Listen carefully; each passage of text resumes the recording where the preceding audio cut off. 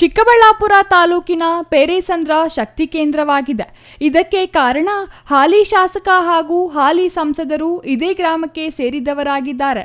ಈ ಗ್ರಾಮಕ್ಕೆ ಸಮೀಪದಲ್ಲಿರುವ ಕಾಕಲಚಿಂತೆ ಗ್ರಾಮಕ್ಕೆ ಸೇರಿದ ಭೂಮಿಯನ್ನು ಸರ್ಕಾರ ಈಗಾಗಲೇ ಬಡವರಿಗೆ ಮನೆ ನಿರ್ಮಿಸಿಕೊಳ್ಳಲು ನಿವೇಶನಗಳನ್ನು ಮಾಡಲು ಗುರುತಿಸಿದೆ ಎನ್ನಲಾಗಿದೆ.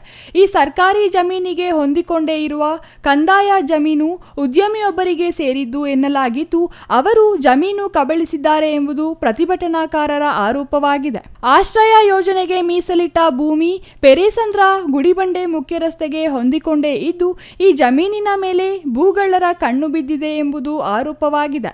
ಈ ಸಮಸ್ಯೆ ಕಂದಾಯ ಇಲಾಖೆ ಆದ್ಯತೆ ಮೇರೆಗೆ ಪರಿಗಣಿಸಿ ಸರ್ವೆ ಮಾಡುವ ಮೂಲಕ ಬಡವರಿಗಾಗಿ ಮೀಸಲಿಟ್ಟ ಜಾಗವನ್ನು ರಕ್ಷಿಸಬೇಕೆಂದು ಅವರು ಕೋರಿದ್ದಾರೆ. ಪ್ರಾಣ ಬಿಟ್ಟೇವು, ಭೂಮಿ ಬಿಡುವುದಿಲ್ಲ ಎಂದು ಪ್ರತಿಭಟನಾಕಾರರು ಪಟ್ಟು ಹಿಡಿದಿದ್ದಾರೆ. ಸಮಸ್ಯೆ ಉಲ್ಬಣವಾಗುವುದಕ್ಕೂ ಮೊದಲು ಸಂಬಂಧಪಟ್ಟ ಕಂದಾಯ ಇಲಾಖೆ ಈ ವಿಚಾರವನ್ನು ಗಂಭೀರವಾಗಿ ಪರಿಗಣಿಸಿ ಆದಷ್ಟು ಶೀಘ್ರದಲ್ಲಿ ಸಮಸ್ಯೆಗೆ ಪರಿಹಾರ ನೀಡಬೇಕೆಂದು ಕೋರಿದ್ದು, ಬಡವರಿಗೆ ಮೀಸಲಿಟ್ಟ ಜಮೀನಿನಲ್ಲಿಯೇ ನಿವೇಶನಗಳನ್ನು ನೀಡುವ ಮೂಲಕ ಬಡವರ ಸೂರಿನ ಕನಸು ನನಸು ಮಾಡಬೇಕೆಂದು ಪ್ರತಿಭಟನಾಕಾರರು ಕೋರಿದ್ದಾರೆ. ಇಲ್ಲವಾದರೆ ಹೋರಾಟ ತೀವ್ರಗೊಳಿಸುವ ಎಚ್ಚರಿಕೆಯನ್ನು ನೀಡಿದ್ದಾರೆ.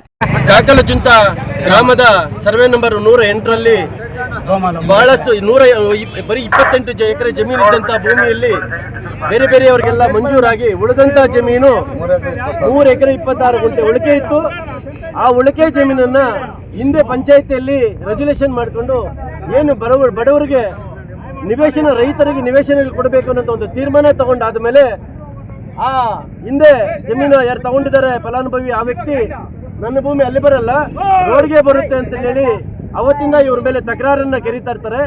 ಪಂಚಾಯಿತಿಯಲ್ಲಿ ಎಲ್ಲ ಗಮನಕ್ಕಿದ್ರೂ ಅವರು ಇದ್ರ ಬಗ್ಗೆ ಮಾತಾಡೋದನ್ನ ಹಿಂದು ಮುಂದೆ ನೋಡಿಕೊಂಡು ಎಲ್ಲೋ ಒಂದು ಕಡೆಗೆ ಇವತ್ತು ಕೋರ್ಟು ಸರ್ವೆಗೆ ಕಳಿಸ್ಕೊಟ್ಟಿರುತ್ತಂತ ಅಥವಾ ಇಲ್ಲಿ ಹೋರಾಟಗಾರರ ಮುಖಾಂತರನ ಅಥವಾ ಫಲಾನುಭವಿಗಳ ಮುಖಾಂತರ ಒಂದು ಸರ್ವೆಗೆ ಬಂದಿದ್ರು.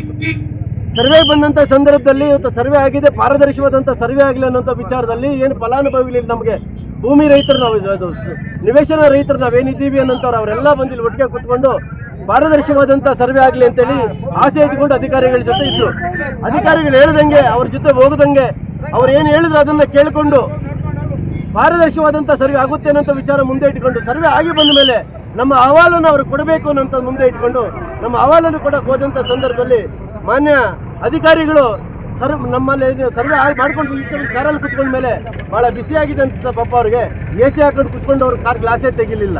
ಈ ಭೂಮಿ ಕೊಂಡ್ಕೊಂಡಂತ ಬಂದಂತ ಈ ರೆಡ್ಡಿ ಇವನು ಅಲ್ಲೇನು ಫಲಾನುಭವಿ ಅಲ್ಲ, ಮೂಲ ಮಂಜೂರ್ದಾರ ಅಲ್ಲ, ಆತ ಏನಿದ್ರು ಇಲ್ಲಿ ಪರ್ಚೇಸ್ ಹೋಲ್ಡ್ರು, ಬಂಡವಾಳಶಾಹಿ ಇಲ್ಲಿ.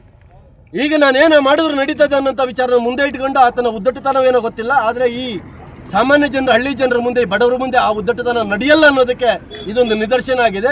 ಅಧಿಕಾರಿಗಳನ್ನ ಕೊಳ್ಳುವಂಥ ಪ್ರಯತ್ನ ಆಗಿರ್ಬೋದೇನೋ ಗೊತ್ತಿಲ್ಲ, ಆದರೆ ಪಾರದರ್ಶಕವಾದಂಥ ಸರ್ವೆ ಆಗಲಿಲ್ಲ ಅನ್ನೋದಾದರೆ ಸರ್ಕಾರದ ವಿರುದ್ಧ ಮತ್ತು ಈ ಅಧಿಕಾರಿಗಳ ವಿರುದ್ಧ ಹೋರಾಟ ಮಾಡುವಂಥದ್ದು. ರಸ್ತೆ ತಡೆ ಮಾಡ್ತೀವೋ ಜೈಲಿಗೆ ಹಾಕ್ತಾರಾ? ಇಷ್ಟು ಜನ ಜೈಲಿಗೆ ಹಾಕ್ತಾರೆ, ಇವ್ರ ಮುಂದೆ ನಾವಿರ್ತೀವಿ. ಏನು ಸಂಘಟಕರು ನಾವು ಮುಂದೆ ಬಂದಿದ್ದೀವಿ, ನಾವು ಮುಂದೆ ಇರ್ತೀವಿ, ಇವ್ರನ್ನ ಜೈಲಿಗೆ ಹಾಕುವಂಥ ಮೊದಲು ನಮ್ಮನ್ನು ಮುಂದೆ ಜೈಲಿಗೆ ಹಾಕಬೇಕು ಅನ್ನೋಂಥ ವಿಚಾರನ ಹೇಳ್ತಾ ಪಾರದರ್ಶಕವಾದಂಥ ತನಿಖೆ ಇದು ಸರ್ವೆ ಆಗಬೇಕು, ಪಾರದರ್ಶಕವಾದ ಮಾಹಿತಿನ ಕೋರ್ಟ್ಗೆ ಕೊಡುವಂಥ ಕೆಲಸ ಆಗಬೇಕು ಅಂತೇಳಿ ನಾವು ಒತ್ತಾಯ ಮಾಡ್ತಾ ಇದ್ದೀವಿ. Nandakumar, CTV news, Chikkaballapur. ಕಾನೂನಂತೆ ಕಾನೂನು.